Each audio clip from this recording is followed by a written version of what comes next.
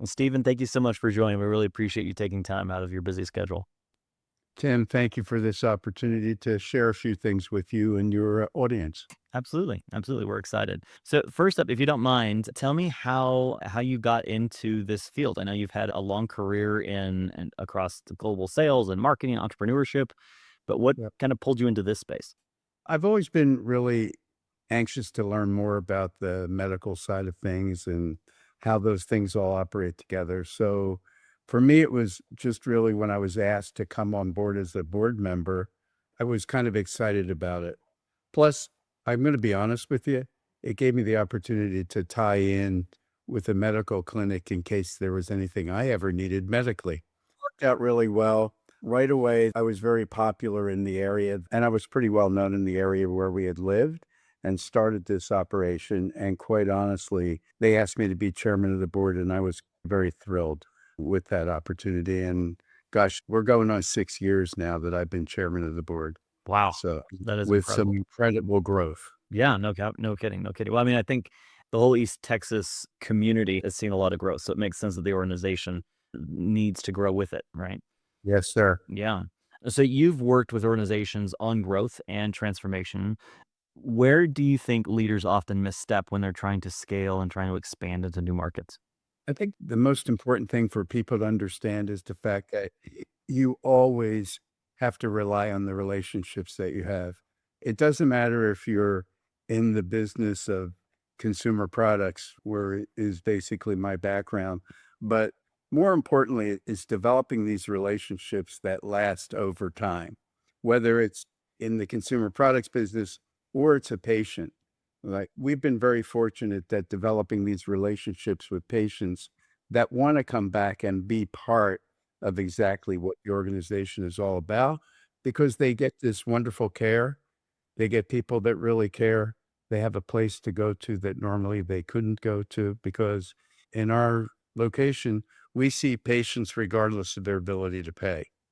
So it's kind of fascinating to see how that growth happens and how people really become really attuned to the help that they get, but more important, building the relationship with the provider.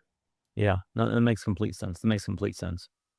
And I know that you also balance business leadership with the more community healthcare side.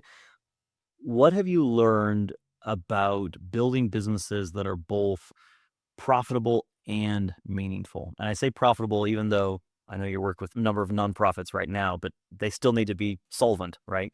So how do you balance that? Again, I think it goes back to building relationships. I can give you the best example. So when we first started the clinic, for example, we had a very big payer mix that included a lot of Medicaid patients. So we were being reimbursed at $28 a visit. Now, I could put that $28 into context for you, something I think we all can relate to. $28 per patient visit did not pay for the tissue paper that they would sit on when they were being examined. At that time, and it's changed obviously with all the things that are going on with the economy, but 6 years ago, that roll of tissue paper cost us close to $200, and we were getting reimbursed at $28 per visit. So through the process of going through just a family care medical clinic to the point of becoming an FQHC clinic, which is a federally qualified healthcare center, it was a really difficult process to go through. It wasn't easy. It took us over 18 months to go through it. We had to go through some very stringent planning. We had to go through some very stringent analysis. At one point, we were all very frustrated with that process, but I don't believe that we would have been where we are today without going through that process and building the relationships with the organizations that we work with today to maintain our certification or our designation as an FQHC. So just to put that into perspective, at that time, we were getting $28 per visit. Today, we get a little over $300 per visit. On your face for the tissue paper. We now can afford the tissue paper, which I still hating on every time I go there. Which I understand. I understand. So as your organization has grown, what have you found is the hardest part about growing the team itself? There are so many difficult hardships that happen along the way, but we have an incredible staff, which I think is really key. Our CEO has been with us for 6 years that I still don't understand how he's maintained his level of patience and other things with going through all these things that have been going on, because it seems like everywhere that we go down, every path that we take, sometimes there's a roadblock there. But since we opened 6 years ago, we've grown our facilities. Now we're on our 3rd site that we have that's available. We have one that's in Gun Barrel City, which you probably have never heard of. Sounds like a cool place, but no. It is, and despite what you think, nobody runs around with guns that we know of. But honestly, we have one in Gun Barrel, we have one in Athens, and we just opened our 3rd location in May last year in Canton, Texas. Roughly, we've seen over 43,000 patients in our facilities, and we maintain roughly about 15,000 patients on a regular basis. It's incredible. So we're providing all of the things that people need, again, regardless of their ability to pay. Absolutely.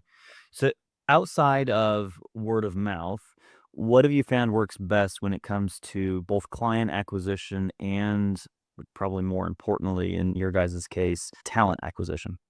Yeah. Well, from a talent acquisition standpoint, we've also been very fortunate. We built a partnership with UT Health, which has been an incredible partnership. We've opened up a residency program. We now have a rotating 24 residents that rotate on an every 3-year basis. So as 4 graduate, we get 4 new ones. And here's the most important thing that I can tell you about the residency program, and I don't want to take up a lot of time on it, but more importantly, with the residency program, the first time that we announced that we were going to have a residency program, we received over 600 applications in small town East Texas. Year 2 that we had it, we had over 800 applications. And this past year, we had close to 1,000 applications applying for positions. And the whole thought behind this, and statistics will tell you that if you bring in doctors that are trained in a rural town, they will stay within a 200-mile radius. And so far, out of the residents that we've had, we now have 2 full-time providers that have joined our staff. So building it outside besides word of mouth, we are so active in the community. We attend every opportunity to speak about the clinic, to share the results about the clinic, to offer everybody services within that environment. We covered the whole gamut. We started a program, Tim, which I'm very proud of, where we have diabetic patients that have never been seen. Now we're seeing them on a regular basis. Not only are we seeing them, but we're educating them to improve their life. I think that word of mouth travels by the successes that we're able to have. Absolutely. Absolutely. Well, thank you. I really appreciate your time. I appreciate you sharing some of your insights, and I appreciate the work that you and your team are doing. I know you're saving lives in a lot of cases. Please feel free to reach out to East Texas Community Clinic. Go visit our website. It's easttexascc.org. We're there to serve the community. We're there to serve people that desperately need help. I appreciate your time. Thank you, Tim. Thank you, Stephen. Bye bye.